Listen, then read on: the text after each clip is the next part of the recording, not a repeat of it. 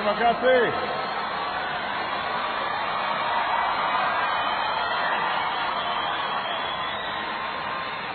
Terima kasih. Thank you so much. Thank you, everybody. Selamat pagi.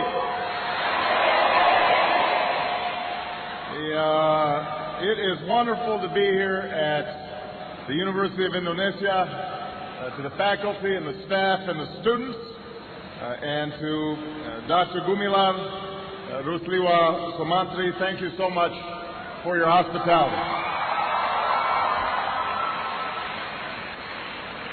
Assalamualaikum dan salam sejahtera. Thank you for this wonderful welcome. Thank you to the people of Jakarta and thank you to the people of Indonesia. Pulang kampung nih.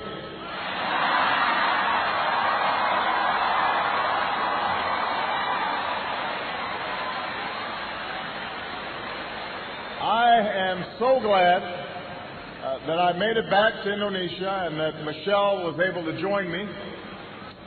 We had a couple of false starts this year, but I was determined to visit a country that's meant so much to me. And unfortunately, this visit is too short, but I look forward to coming back a year from now when Indonesia hosts the East Asia Summit.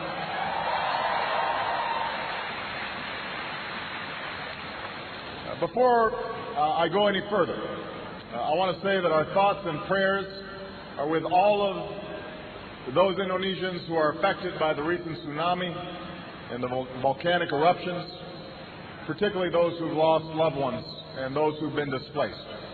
And I want you all to know that, as always, the United States stands with Indonesia in responding to natural disasters, and we are pleased to be able to help as needed.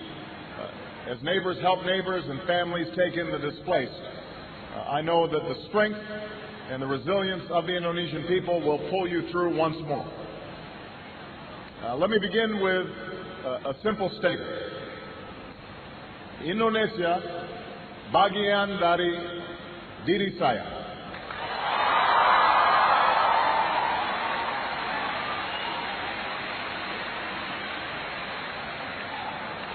I first came to this country when my mother married an Indonesian named Lolo Sutoro. And as a young boy, I was coming to a different world. But the people of Indonesia quickly made me feel at home. Jakarta looked very different in those days. The city was filled with buildings that were no more than a few stories tall. This back in 1967, 68, most of you weren't born yet. The Hotel Indonesia was one of the few high-rises, and there was just one big department store called Sarina. That was it.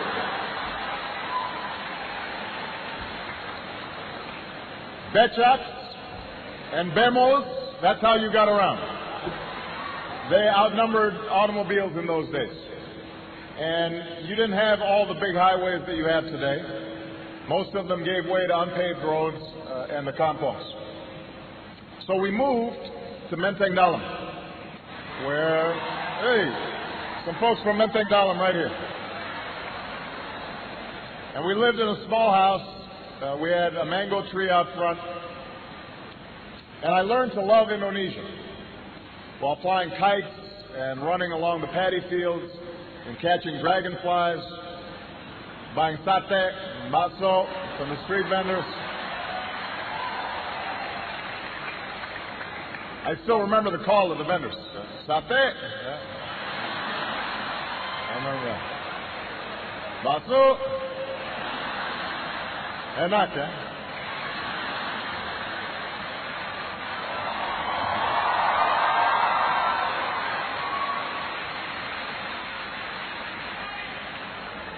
But most of all, I remember the people. The old men and women who welcomed us with smiles, and the children who made a foreign child feel like a neighbor and a friend, and the teachers who helped me learn about this country. because Indonesia is made up of thousands of islands and hundreds of languages and people from scores of regions and ethnic groups. My time here helped me appreciate the common humanity of all people. And while my stepfather, like most Indonesians, was raised a Muslim, he firmly believed that all religions were worthy of respect.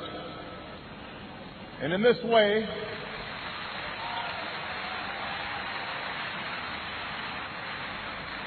he reflected the spirit of religious tolerance that is enshrined in Indonesia's constitution and that remains one of this country's defining and inspiring characteristics.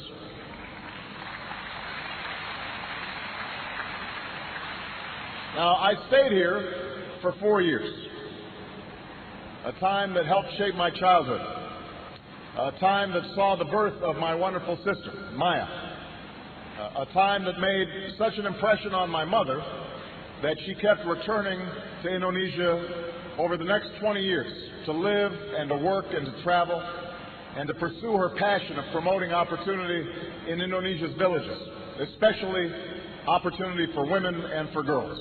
And I was so honored